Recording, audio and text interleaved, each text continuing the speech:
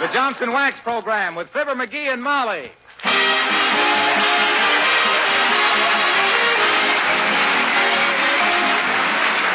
The makers of Johnson's Wax, Johnson's Car New, and Johnson's Self-Polishing Glow Coat present Fibber McGee and Molly, written by Don Quinn, with music by the King's Men and Billy Mills Orchestra.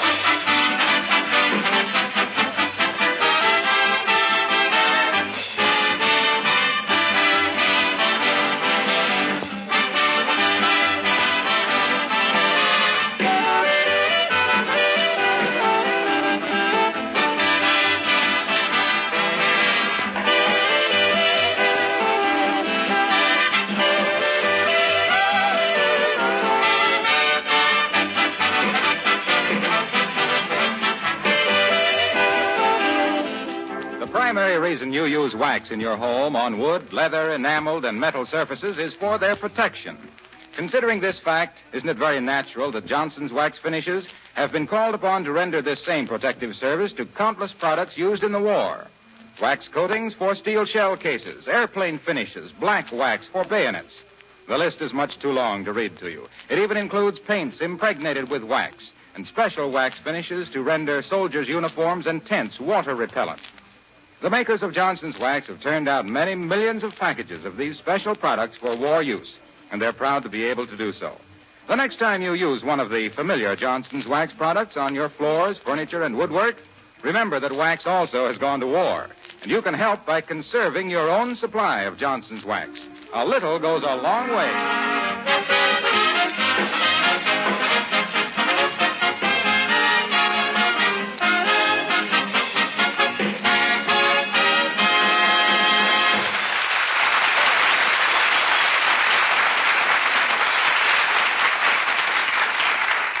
Nobody worries more about public affairs or carries more keys on his chain or waits more impatiently for the morning mail than a guy who hasn't much of anything to do.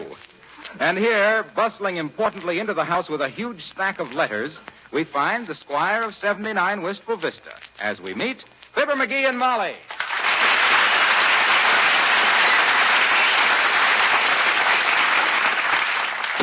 Hey, Molly, look at the mail. Must be a dozen letters here. 20, maybe. And several special deliveries. Special deliveries? Yeah. Well, the butcher and the grocer must be getting impatient, huh? Ah, these aren't bills.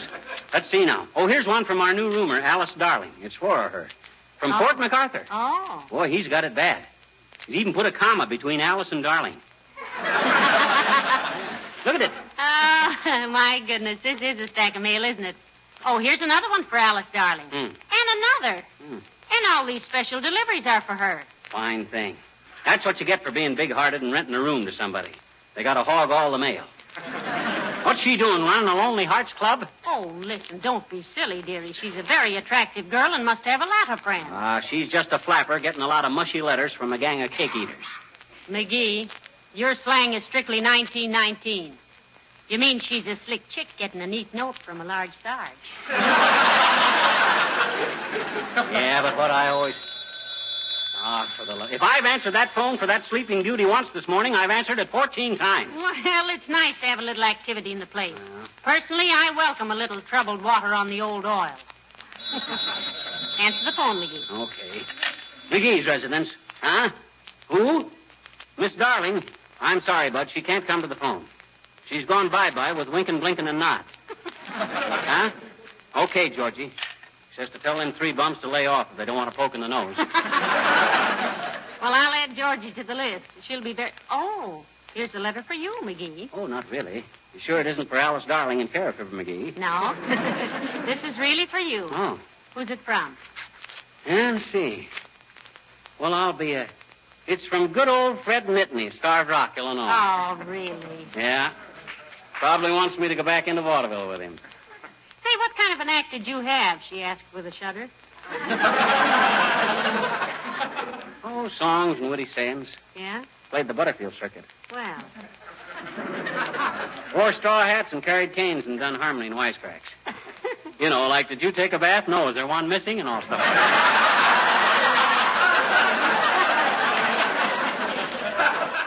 What were you carrying the canes for? Self-defense? No, we murdered them. I'll never forget one time Never mind, dearie. Read the letter. Huh? Oh. Oh, yeah. It says, Dear Fibber, I take my pen in hand to put this on something. Well, go on. I can't. There's a big blank space here where Fred went out to sharpen his pencil.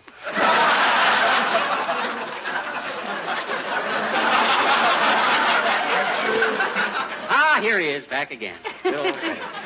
Oh, my gosh. I think some. Hey, you know what? Fred's kid is in Whistle Vista. Who? Fred's kid.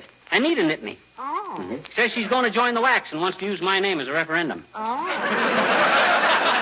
By George, any daughter of old Fred Nitney has got my approval. I couldn't do too much for old Fred. By George, if I don't wangle a commission in the WACs for old Fred's kid... McGee, you can't do that. Why can't I? I guess I know a few people in this town. I guess I can pull a few strings on behalf of doing something for an old pal like old Fred Nitney. Yeah, but the WACs don't do business that way. The girl will have to enlist and earn her promotion. Oh, yeah? I guess you never watched me do any political maneuvering, Mrs. McGee. I got more angles than a folding ruler. Down at the city hall, they call me the sexton on account of I know where all the bodies are buried. Nevertheless, it won't do you any good in getting anybody a commission. Oh, no? Well, Jimmy Doolittle is a friend of mine, ain't he? Yes. And he's now a general, ain't he? So draw your own conclusions. Come on, let's go downtown. I'll contact a few of my connections and get things all set. Mrs. McGee. Hello, Mr. McGee. Oh, hi, Alice. Good morning, Alice, dear. Heavenly days, child. You ought to be in bed. You didn't get home from work till 8:30 this morning. I know, Mrs. McGee. I'm going back to bed in a few minutes. Were there any phone calls for me? Any phone calls? Why, you got calls from Georgie, Al, Frankie, Mokey, Slim, Cecil, Pete, Herb, and a guy with a lisp that when I picked up the receiver, he says, "Get who this is."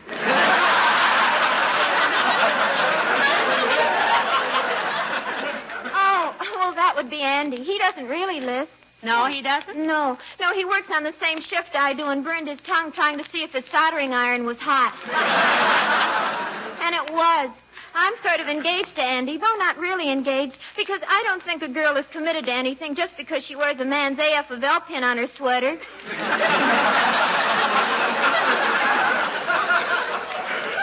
Am I? Does it? I mean, is she? Why, certainly not. A girl isn't really committed to anything until she loans the man enough to make the final payment on the engagement ring. Incidentally, sis, there's a flock of mail for you. Most of it's from the Army and Navy.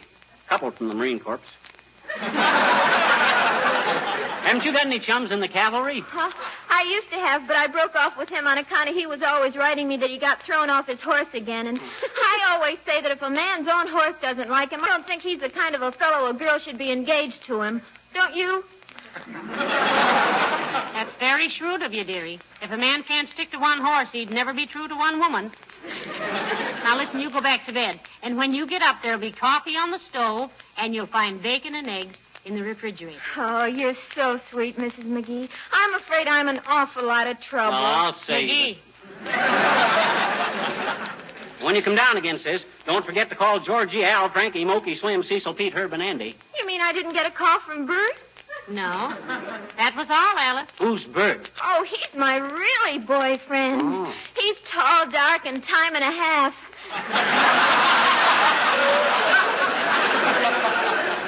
Well, thank you for everything, and don't worry about disturbing me. Don't worry about disturbing her. Don't worry about disturbing her, she says. Ain't that a pip? That kid's got more brass than all the hats in the Pentagon building. Well, come on, Molly. I got to get downtown and see about getting Fred Nitney's kid a commission. I warn you, McGee, getting a commission in the WACs won't be so... Hello. She's asleep. Goodbye. Come on, let's get down. Billy Mills and the orchestra play the hit tune from Oklahoma. People will say we're in love.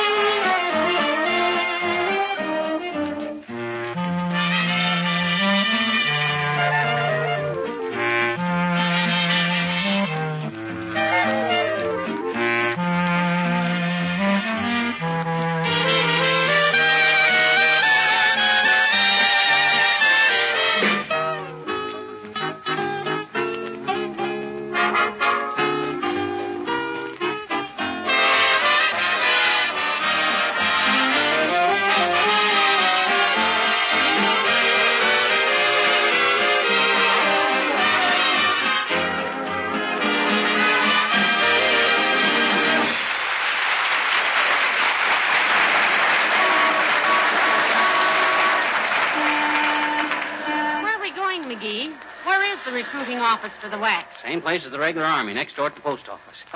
Boy, won't Fred Nitney's kid be surprised when I look her up and hand her a colonel's commission. I'll probably have to catch her when she faints. Well, bring a friend with you, McGee. Somebody will have to catch me, too.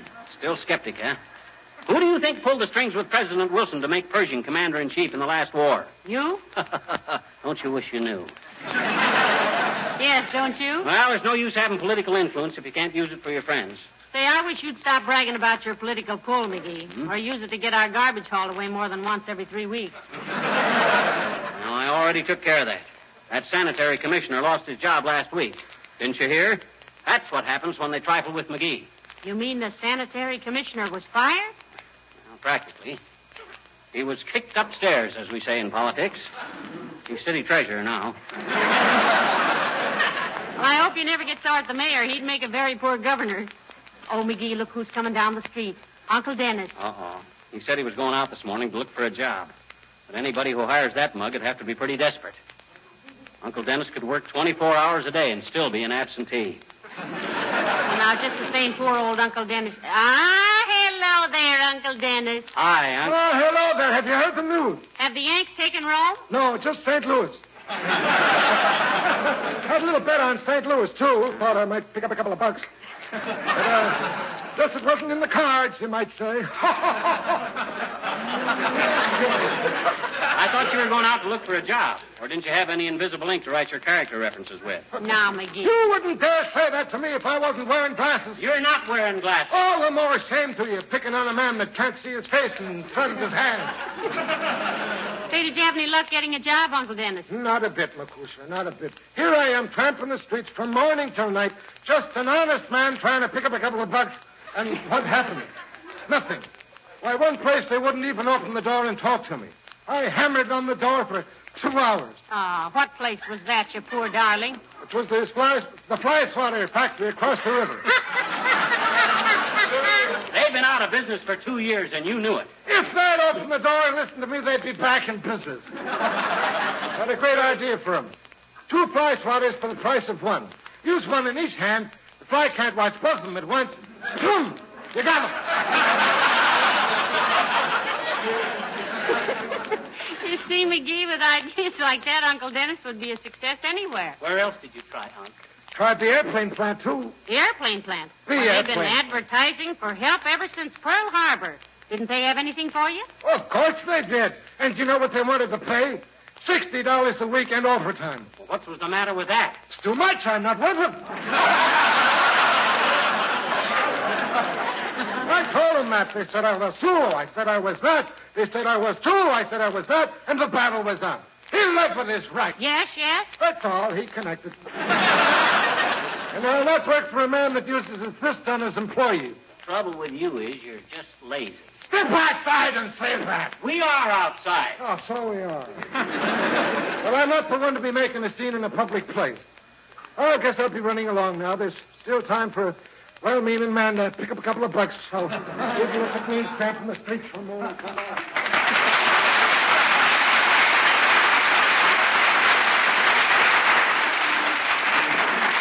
Poor Uncle Dennis, you know, he tries so hard. Yeah, he succeeds, too. The job hasn't caught up with him yet. Hey, we better get going. I don't know what time the recruiting office closes. McGee, I wish you'd reconsider this thing. In the first place, you don't even know Anita Nitney. I don't have to know her. Any daughter of good old Fred is bound to be a fine woman. Just the type to be a wonderful WAC officer.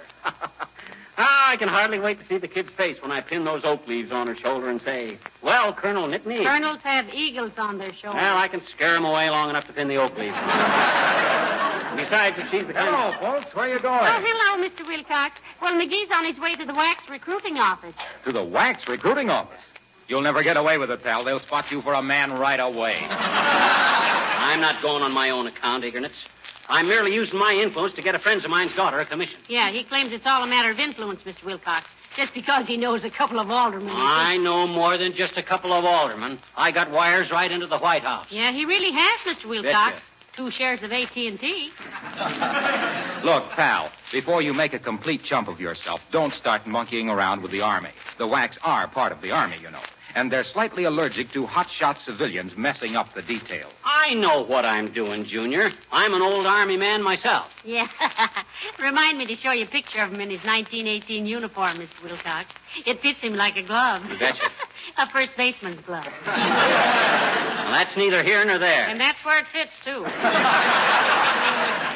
Look, Fibber. Yeah? I have a cousin who's a lieutenant in the WACs, and I happen to know you can't pull any wires or use any influence to get commissions. Promotions are strictly a matter of merit. Don't be so under-sophisticated, Wilcox. A drag is a drag, in or out of the Army. Okay, pal, okay. Go ahead and stick your neck out. But I know my WACs.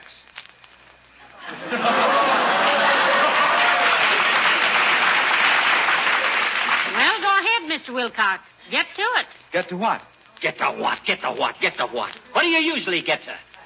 Well, I don't know what you mean, Fibber. All I'm trying to say is that a woman who joins the WACs isn't subject to outside political pull. She's in the Army, and it's strictly up to her and the Army how far she rises in the ranks. And a smart woman can go far, just as a smart woman in civilian life finds out the best way to run a home. Yeah? Go on. Huh? Go on. Get it over with. Get what over with? That rat Wilcox, quit stalling. We know you want to talk about what you want to talk about. Look, pal, I was trying to be a right guy, do you see? I was trying to show you I don't have to throw in a pitch for the product every time I open my mouth. Well, we just thought that... So what happens? You won't let me be just a friend. No. You gotta force me to talk business. Well, gee whiz, kid. All right. So you asked for it. So Johnson's Wax does save hours of housekeeping by sealing surfaces against dust and dirt and dampness. All right. It's the finest product of its kind that money can buy. And most housewives know it, and I know it, and you know it. And doggone it, what if I am proud of it? Here we were talking on an entirely extraneous subject, and what happens? You gotta rib me into talking business. I think that's the pettiest thing.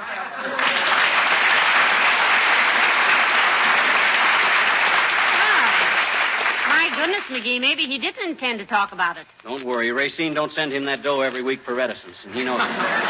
He's just a smart... Oh, hi, Doc. Oh, McGee. Hello, Mrs. McGee. Hello, Dr. Now, Gamble. we can't stop and bat the tat with you now, Doc. We've got to get down to the Army recruiting office. It's in the next block here. The Army recruiting office? Yep.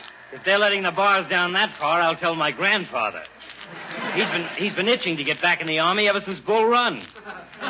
He's in better shape than you. Well, it isn't on McGee's own account, Doctor. He's going to make some inquiries about the WAC. Yeah, going to get a commission.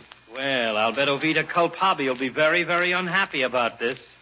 I knew the Army girdled the globe, but you've got a globe there that a GI girdle wouldn't come anywhere near. I'm not joining the WACs. I'm doing this for a friend of mine's daughter. I'm going to wangle her a captaincy or a colonelcy or a majorcy. See? Yes. I've been trying to tell him he can't do it, Doctor. Am I right? Certainly you're right. Now, look, my boy, nobody needs any drag to get into the WACs. All she has to do is fill out an application. If she's qualified, she'll get in. Sure, she'll get in as a doe private, but that ain't what As I'm... a what, McGee? A doe private. That's a female buck private.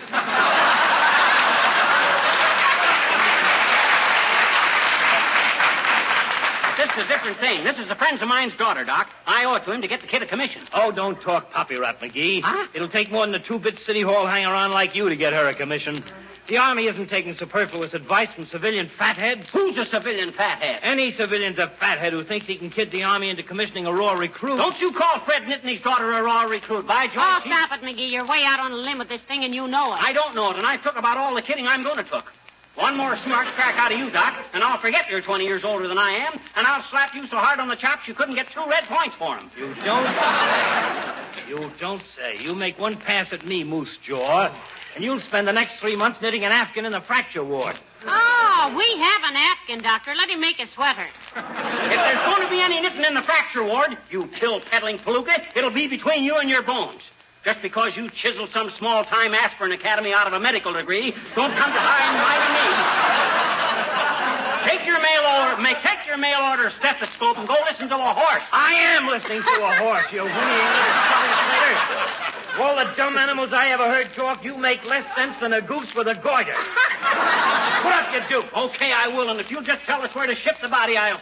Hey, what time is it? 4:45, dearie. What time's the recruiting office close? 5 o'clock. Oh, thanks. My gosh, I didn't know it was so late. Well, come on, Molly. Well, see you later, Doc, old man. I'm going to the recruiting office myself, McGee. I'm the medical examiner for the WACs. Are you really, Doctor? Well, come along then, Doc. Watch me get a commission for this friend of mine's daughter. Yes, this I shall have to see.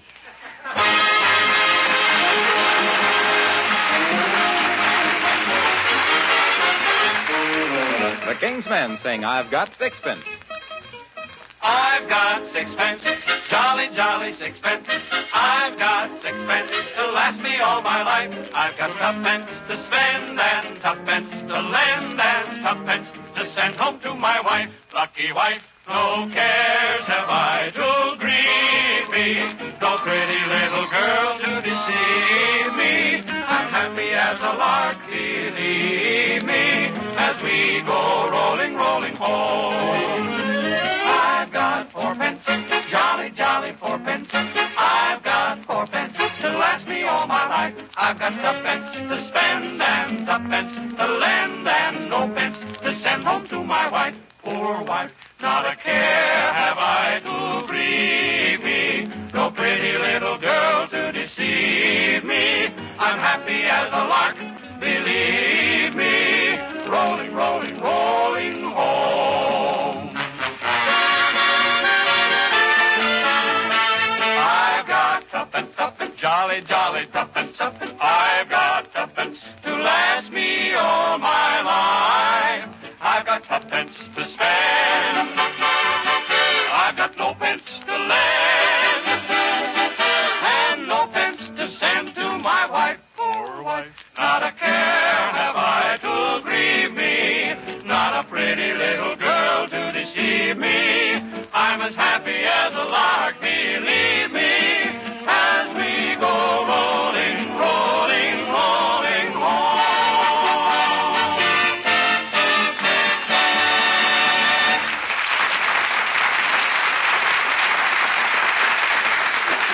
Well, here we are, McGee, in 10 minutes to spare. Not that it'll take that long to find out you can't wangle a commission, as you call it. We'll see, smart guy. Come on, McGee. Time's a waste now.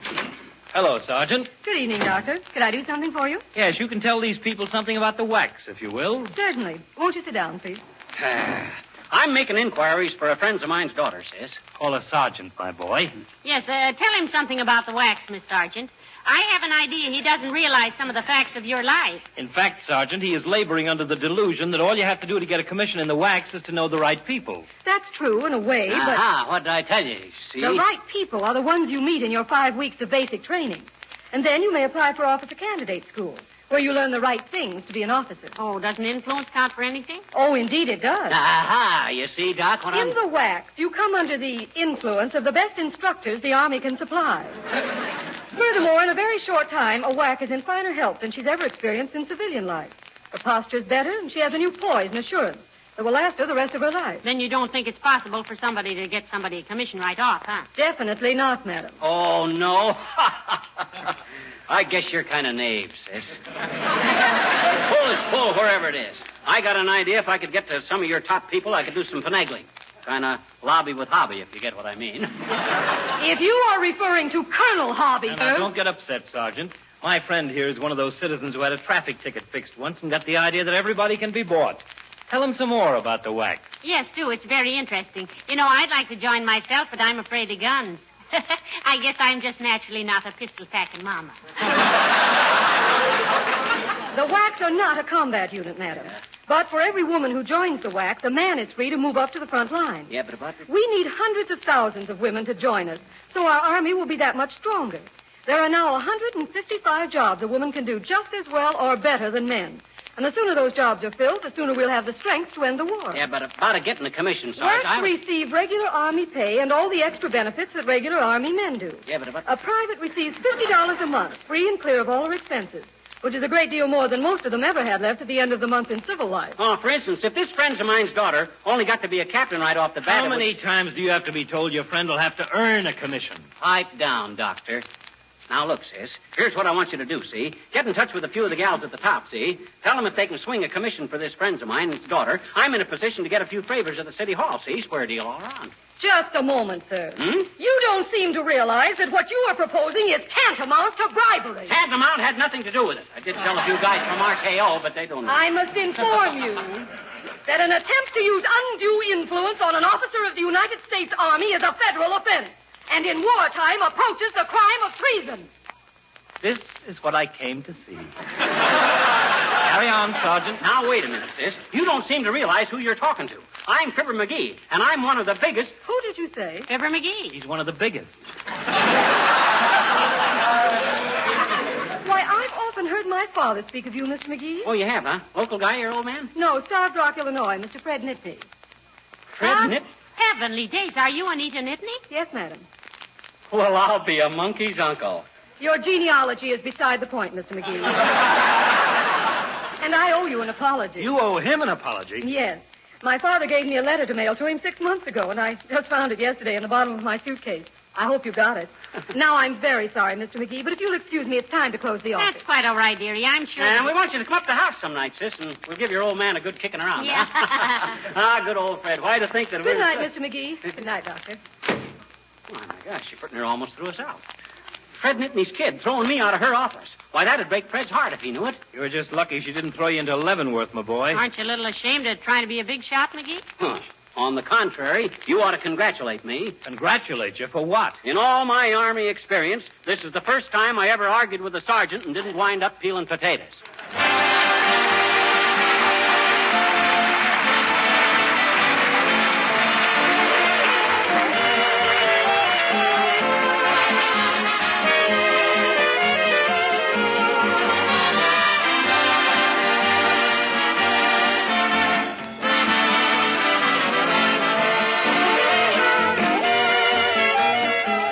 Most of you have linoleum floor coverings in your kitchens. Many of you also have gay patterns of linoleum in your entrance halls or on your bathroom floors. Now, if you're not protecting these linoleum surfaces, let me add a word of caution.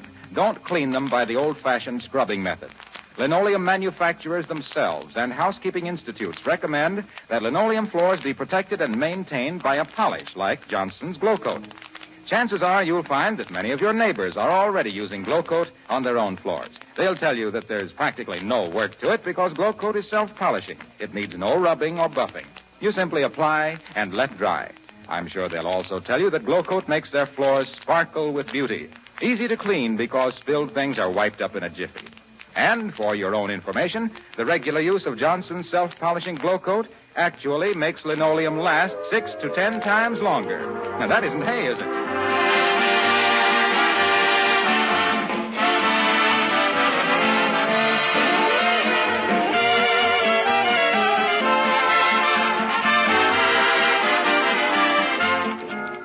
Ladies and gentlemen, or I should say just ladies, if you're between 20 and 50, in good health, are an American citizen, and think you can pass a mental alertness test equivalent to 2 years of high school, the WACs need you. You can get all the information you want at any Army recruiting station.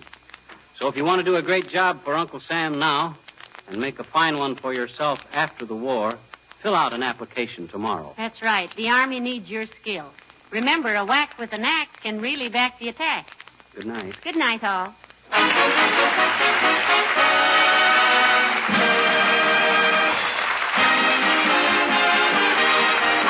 This is Harlow Wilcox speaking for the makers of Johnson Wax Finishes for Home and Industry, inviting you to be with us again next Tuesday night. Good night.